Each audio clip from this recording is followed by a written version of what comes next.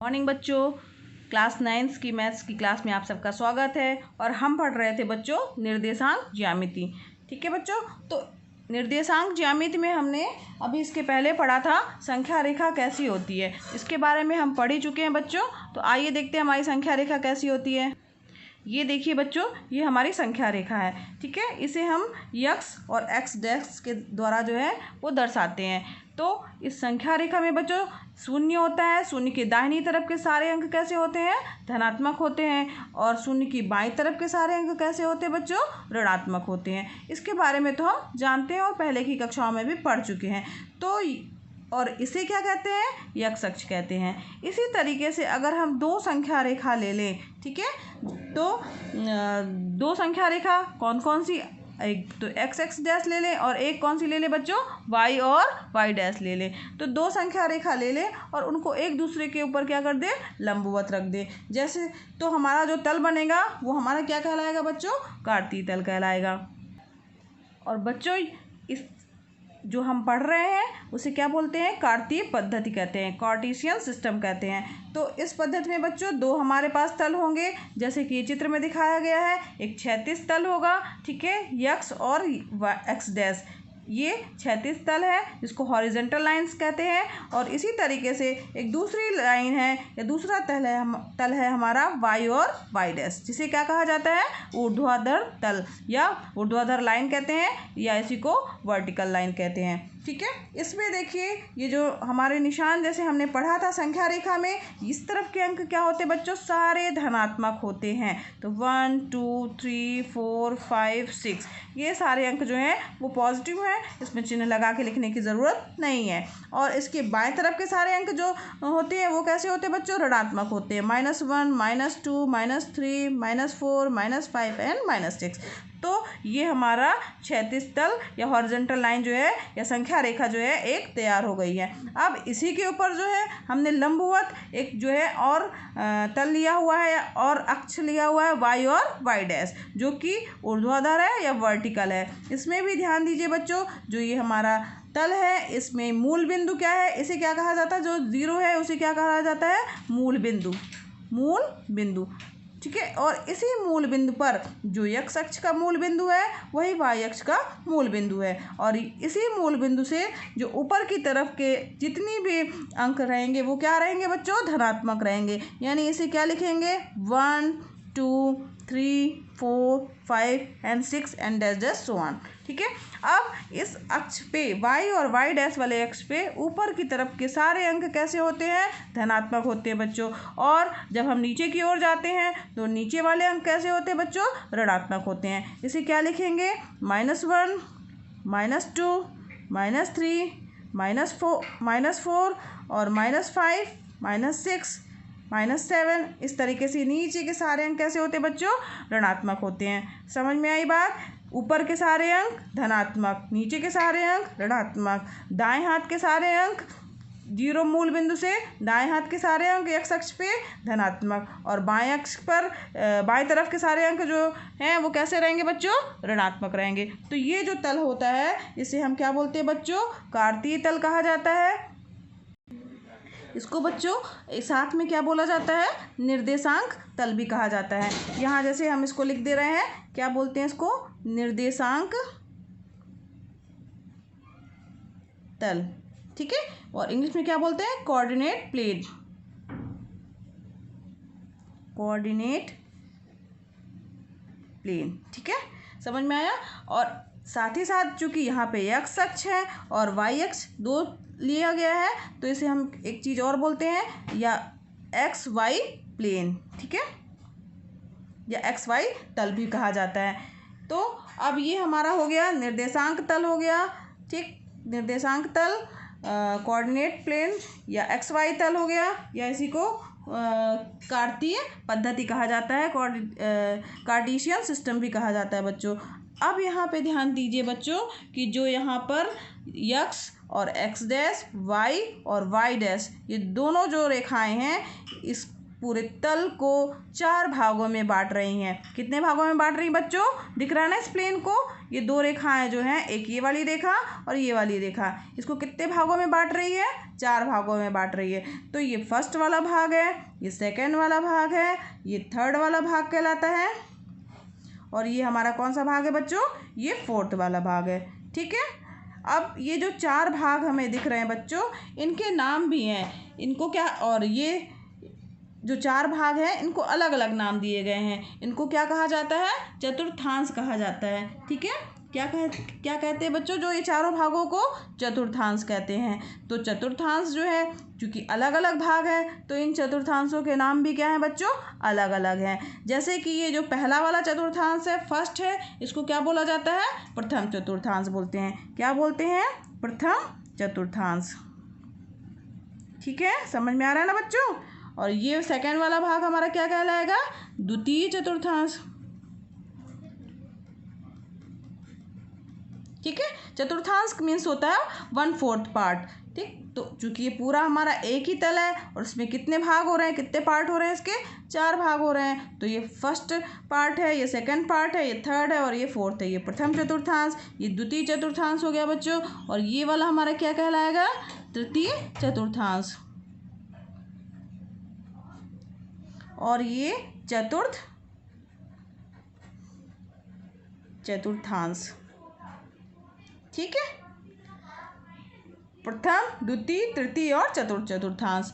याद रखिएगा बच्चों, पूछा जाता है कि कोई भी बिंदु किस चतुर्थांश में स्थित है, तो उसे आप, जब आपको पता होगा कि किस चतुर्थांश को प्रथम बोलते हैं, किसको द्वितीय बोलते हैं, किसे तृतीय बोलते हैं और किसे चतुर्थ बोलते हैं, तभी आप बता पाएंगे कि वह बिंदु किस चतुर्थांश में स्थित है। अब यहाँ ध्यान दीजिए बच्चों, किसी भी बिंदु के निर्देशांक को हम किस में दिखाते हैं?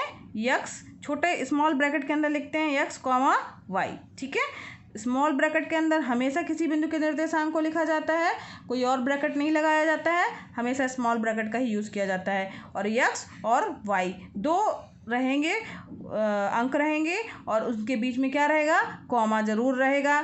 ठीक है, याद रखिएगा, स्मॉल ब्रैकेट, बीच में कॉमा और एक्स और वाई। यक्स मतलब है जो इस तरफ का अंक लिखा होगा वह यक्स अक्ष के बीच की दूरी को दिखाएगा, और जो बाद में लिखा रहेगा वो वाई अक्ष के निर्देशांक होंगे या वाई अक्ष के बीच की दूरी को दिखाएगा। यहाँ पे ध्यान दीजिए, अब इसको क्या कहा जाता है? जो यक्स अक्ष रहता है इसको क्या बोलते हैं बच्चों? भुज बोलते हैं। ठीक है। और जो वाई रहता है उसे क्या कहा जाता है? कोटि कहा जाता है। आप पहचान लेंगे, कोई निर्देशांक दिया होगा, आपसे पूछा जाएगा बच्चों कि भुज क्या है, तो आप जो यहाँ स्टार्टिंग में स्मॉल कोष्ठक में पहले नंबर पे जो लिखा होगा वो भुज कहलाएगा, वो दूरी भुज कहलाएगी। और साथ ही साथ जो बाद में लिखा होगा वो दूरी हमारी क्या कहलाएगी? कोटि कहलाएगी, जो कि वाई को दिखाएगी। ठीक है। अब यहाँ पे एक चीज़ और मेन जानने वाली बात है बच्चों कि ये यहाँ तरफ की सारी दूरी क्या होगी? धनात्मक होगी। यानी यहाँ पे निर्देशांक एक्स अक्ष के कैसे रहेंगे? प्लस रहेंगे। ठीक है। इस तरफ की सारी दूरी कैसी होगी? धनात्मक होगी। ध्यान दीजिएगा, यहाँ पे सारी दूरी कैसी होगी? धनात्मक, क्योंकि सारे अंक धनात्मक है ना बच्चों, समझ में आ रहा है। और इस तरफ की दूरी, यहाँ तरफ की दूरी कैसी होगी बच्चों? सारे अंक ऋणात्मक हैं, तो यहाँ तरफ की दूरी कैसी होगी? ऋणात्मक होगी। ठीक, ऋणात्मक यानी माइनस चिन्ह वाली रहेगी, ये प्लस चिन्ह वाली रहेगी। अब यहाँ ध्यान दीजिए बच्चों, जो वाई अक्ष है ऊपर की ओर जा रहा है, तो यहाँ पे वाई अक्ष पर की दूरी क्या होगी? यहाँ के अंक कैसे दिख रहे हैं आपको बच्चों? धनात्मक दिख रहे हैं ना, ऋण का चिन्ह तो नहीं दिख रहा है, तो यहाँ की दूरी कैसी होगी बताइए? धनात्मक होगी। समझ में आ रहा है ना बच्चों? ठीक। अब इसके बाद में यहाँ पर नीचे की ओर जाइए, या वाई अक्ष पर ही जब हम नीचे की ओर जाते हैं तो यहाँ के सारे अंक बच्चों ऋणात्मक हैं। ऋणात्मक हैं यानी यहाँ पर दूरी कैसी होगी? ऋणात्मक होगी, ऋणात्मक दूरी। ठीक है, ऋणात्मक होगी, माइनस का चिन्ह लगेगा। जितने भी अंक होंगे वो उसके आगे माइनस का चिन्ह लगेगा। ठीक है।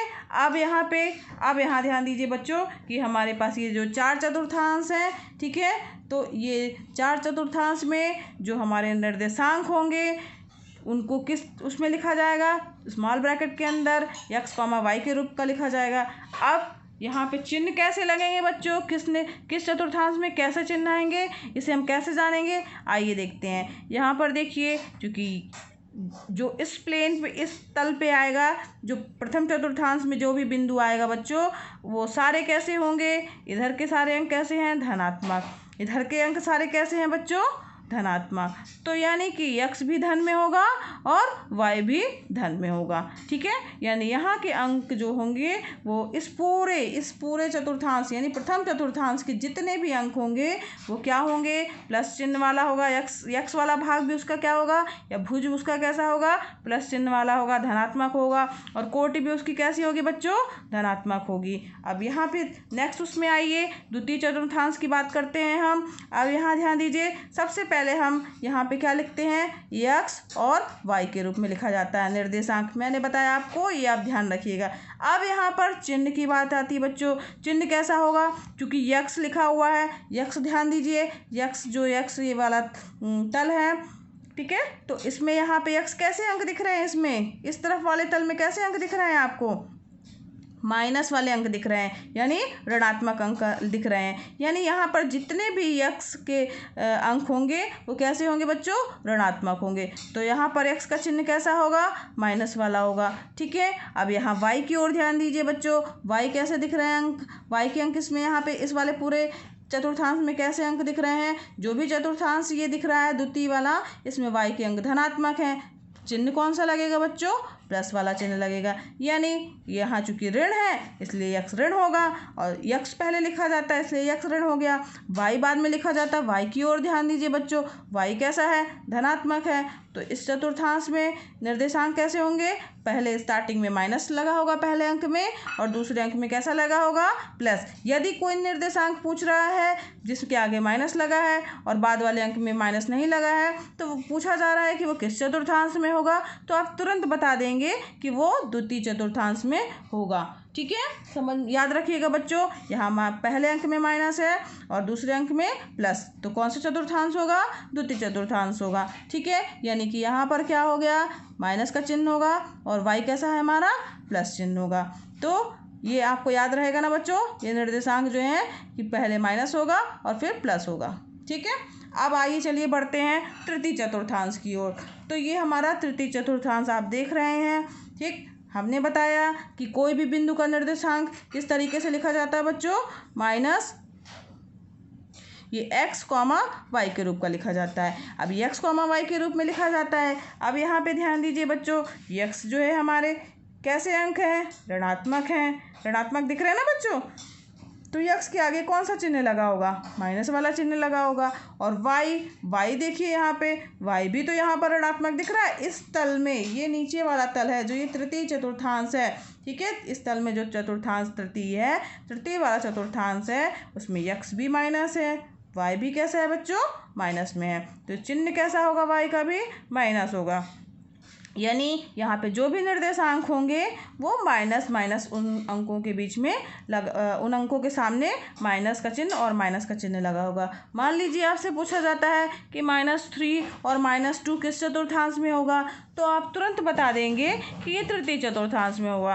क्यों, क्योंकि आपको पता है कि जो तृतीय चतुर्थांश में निर्देशांक होते हैं वो दोनों माइनस चिन्ह वाले होते हैं। ठीक है बच्चों, बन जाएगा ना आपको, कोई भी अंक दिया हो, कोई भी निर्देशांक दिया हो जो कि तो आप पता कर लेंगे ना कि वो तृतीय चतुर्थांश में होगा कि नहीं। अगर क्या देखेंगे आप उसमें, अगर दोनों अंकों के सामने माइनस का चिन्ह लगा है, कोष्टक के अंदर जो अंक लिखे हुए हैं वो x की जगह पे पहला अंक होगा, और वो x रेखा की तरफ लेंगे, उसकी दूरी नापेंगे, लांबिक दूरी, और जो दूसरा वाला अंक होगा उसकी लांबिक दूरी y के लिए नापी जाएगी। ठीक है, और दोनों अगर माइनस है तो चतुर्थांश कौन सा होगा आपका, तृतीय चतुर्थांश होगा। चलिए आगे बढ़ते हैं अब हमारे लास्ट चतुर्थांश की ओर। तो लास्ट चतुर्थांश कौन सा है हमारा बच्चों, चतुर्थ चतुर्थांश। ठीक है, फोर्थ वाला। तो अब यहाँ पे भी ध्यान दीजिए, निर्देशांकों को कैसे लिखा जाता है, स्मॉल ब्रैकेट के अंदर x और कॉमा लगा के y लिखा जाता है। यहाँ पर x देखेंगे बच्चों किस तरीके से दिख रहा है आपको, प्लस दिख रहा है, पॉजिटिव है, सारे एक्स के अंक क्या हैं, पॉजिटिव हैं। ठीक, इस चतुर्थांश में एक्स जो है वो क्या है, पॉजिटिव, तो यहाँ पे प्लस का चिन्ह रहेगा, यानी कि हमें प्लस लिखने की ज़रूरत नहीं है, क्योंकि प्लस को लिखने की ना भी लिखेंगे तो वो प्लस ही माना जाता है। अब यहाँ पे ध्यान दीजिए y, अब y जो है, y के अंक कैसे दिख रहे हैं बच्चों, y वाला जो अक्ष है उस पे अंक कैसे दिख रहे हैं आपको, माइनस वाले अंक दिख रहे हैं, तो निश्चित रूप से यहाँ पर चिन्ह कौन सा होगा, y के आगे माइनस होगा। यानी इस चतुर्थांश में जो अंक होंगे या जो निर्देशांक होंगे वो कैसे होंगे, यहाँ पे जो भी होगा वो प्लस धनात्मक होगा, और y वाला जो अंक होगा वो क्या होगा बच्चों, ऋणात्मक होगा। ठीक है, समझ में आया बच्चों। चारों चतुर्थांश के बारे में मैंने अच्छे से बता दिया आपको, कहाँ पे कौन सा चिन्ह होगा। अगर कोई बिंदु अगर मान लीजिए दिया हुआ है 4 और 1 दिया हुआ है, ठीक है, जैसे मान लीजिए 4 और 1 दिया हुआ है, अगर पूछा गया तो वो किस में होगा, तो आप देख के ही बता सकते हैं। मान लीजिए निर्देशांक है हमारा 4 और 1, ठीक है। अब यहाँ पे x की वैल्यू क्या है 4 और y की वैल्यू क्या है 1, दोनों कैसे अंक दिख रहे हैं आपको, धनात्मक दिख रहे हैं, तो ये किस निर्देशांक में होगा, इस वाले निर्देशांक, किस तल में होगा या किस चतुर्थांश में होगा, वो प्रथम चतुर्थांश में होगा। अगर मान लीजिए कोई दिया हुआ है अंक -3 और 2, ठीक। अब यहाँ ध्यान दीजिए, यहाँ -3 और 2 की जो बात आ रही है बच्चों, तो -3 सबसे पहले देखेंगे माइनस लगा हुआ है, एक्स में माइनस लगा हुआ है, यानी वो इस तरफ होगा, और 2 y को दर्शा रहा है, y धनात्मक है, यानी वो हमारा चतुर्थांश कौन सा होगा बच्चों, सेकंड वाला होगा, यानी द्वितीय चतुर्थांश होगा। यानी वो ये जो निर्देशांक है निश्चित रूप से इस चतुर्थांश के अंतर्गत होगा। ठीक, इसी तरीके से अगर मान लीजिए -3, -3 दिया हुआ है, तो ये हमारा किस चतुर्थांश में होगा बच्चों, क्योंकि माइनस माइनस दिया हुआ है तो निश्चित रूप से ये हमारा तृतीय चतुर्थांश हो गया, x भी माइनस है और y भी माइनस है। अगर यहाँ पर हम एक और निर्देशांक की बात करें, क्या, 4 और 3, ठीक है, -3। अब यहाँ पे ध्यान दीजिए, x कैसा है हमारा, पॉजिटिव है, और y कैसा है, निगेटिव है, प्लस माइनस, ध्यान दीजिएगा, प्लस माइनस, ठीक है। तो ये कौन सा चतुर्थांश होगा बच्चों, चतुर्थांश होगा। तो अब हमें अच्छे से पता चल गया कि कोई भी निर्देशांक किस चतुर्थांश में होगा। आप निश्चित रूप से बता सकते हैं कि वह किस चतुर्थांश में होगा। चलिए आइए देखते हैं अब इसको कैसे दर्शाया जाएगा। अगर मान लीजिए यहाँ पे सबसे पहले स्टार्टिंग में जो x वाला दिया है, जैसे मान लीजिए हमें 4 और 1 को दिखाना है, तो हमें स्टार्टिंग में जो दिया हुआ है वो अंक हमारा क्या है, भुज है, यानी x अक्ष की दूरी है मूल बिंदु से, तो x अक्ष यहाँ पे कितना दिया हुआ है 4, यानी ये लाइन को हमें आगे बढ़ाना, और 1 यानी कि हमारा जो बढ़ेगा वो y के वैल्यू क्या है 1, तो 1 और 4 यहाँ पे आएगा। ये हौच पौच हो रहा है, चलिए देखिए फिर भी समझ लीजिए, 4 और 1 ये आपको समझ में आ गया होगा। हमें x 4 दिया है तो x की लंबिक दूरी को आगे बढ़ाना है, और यहाँ y 1 दिया है तो y अक्ष पर 1 को लेना है। ध्यान दीजिएगा, जो पहले लिखा है वो x है, जो बाद में लिखा है वो y है। ठीक, इसी तरीके से यहाँ पे दूसरे वाला भी और देख लीजिए। यहाँ पे दिया है -3 और 2, तो यहाँ पे x की वैल्यू क्या दी हुई है, x अक्ष पे -3, यानी हमें इसको आगे बढ़ाना है। ठीक है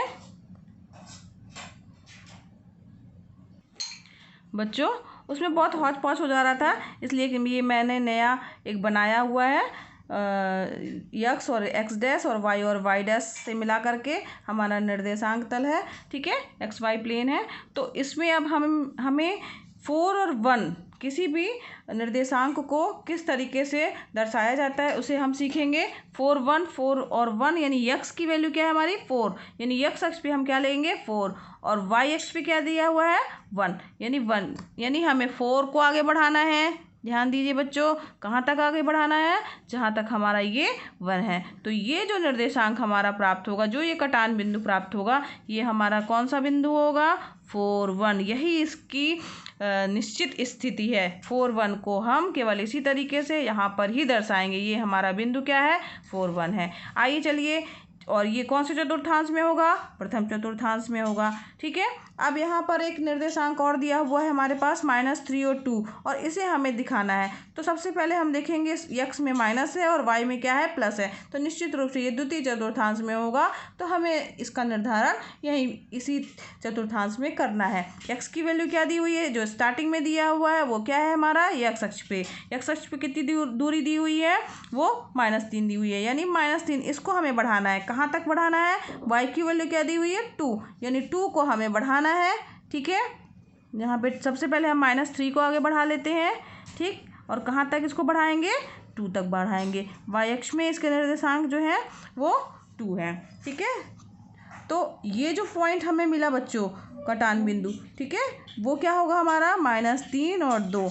ये निर्देशांक दर्शाने का सही तरीका है। समझ में आ रहा होगा? जो पहले अंक लिखा है वो x अक्ष का होगा, जो बाद में लिखा है वो y अक्ष का होगा।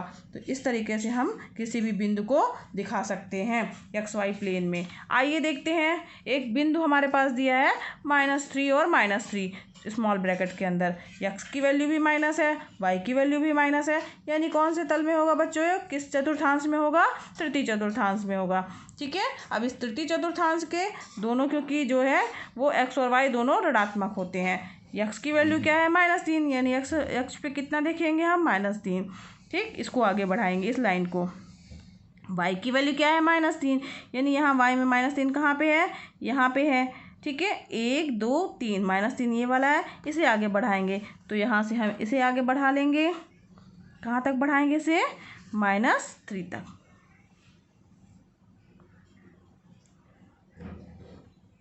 ठीक, और ये जो कटान बिंदु मिला बच्चों हम लोगों को, ये हमारा क्या हो जाएगा? -3, -3। समझ में आ रहा है ना आपको? अब आइए चलते हैं, इसी तरीके से एक और है हमारे पास 4 और -3। यहाँ पे देखेंगे x क्या है? 4 दिया हुआ है, और y की वैल्यू क्या दी हुई है? -3 दी हुई है। चतुर्थांश निश्चित रूप से ये चतुर्थांश में होगा, क्योंकि चतुर्थ वाले चतुर्थांश में x पॉजिटिव होता है और y निगेटिव होता है। तो दूरी x की कितनी दी हुई है? 4। लंबिक दूरी x 4 दी हुई है, यानी x अक्ष पे हमें क्या लेना है? 4, यानी हम इस पॉइंट को आगे बढ़ाएंगे। y की वैल्यू कितनी दी हुई है बच्चों? -3, यानी हम y अक्ष पे -3 को आगे बढ़ाएंगे। तो आइए चलिए बच्चों, हम क्या करते हैं? x की जगह x में बढ़ाते हैं। कहाँ तक बढ़ाएंगे इसको? -3 तक बढ़ाएंगे। ठीक, समझ में आ रहा है? x जो आगे दिया है बच्चों उसी को हम x मानेंगे, जो बाद में दिया है वो हमारा y होगा। और ये जो कटान बिंदु है ये हमारा क्या दर्शाएगा? 4 -3। यहाँ पे 4 है, यहाँ -3 है। उल्टा मत करिएगा बच्चों, 4 y में मत लेने लगिएगा। ठीक है, 4 हमें क्या? x अक्ष में सबसे पहले x लिखा जाता है, फिर y लिखा जाता है। ये भुज है हमारा, और ये क्या है हमारा? कोटि। बस बच्चों, ये पूरा आज मैंने आपको कार्तीय जो है वो तल में कैसे निर्धारण किया जाता है, कार्तीय पद्धति क्या है, इसका पूरा निर्धारण करना आपको बता दिया है, सिखा दिया है। और उम्मीद है कि ये सब आपको बहुत अच्छे से समझ में आ गया होगा बच्चों। और इस प्रश्नावली, आगे जो प्रश्नावली है वो हम कल करेंगे। आज जो है इसका बेसिक कॉन्सेप्ट समझना ज़रूरी था, और ये आप हमेशा के लिए याद रखिए। आप जो है निश्चित रूप से निर्देशांकों को बता पाएंगे, दर्शा पाएंगे, और चतुर्थांशों के बारे में भी आप बता पाएंगे। ठीक है, आज के लिए इतना ही बच्चों, और मिलते हैं नेक्स्ट क्लास में। Thank you.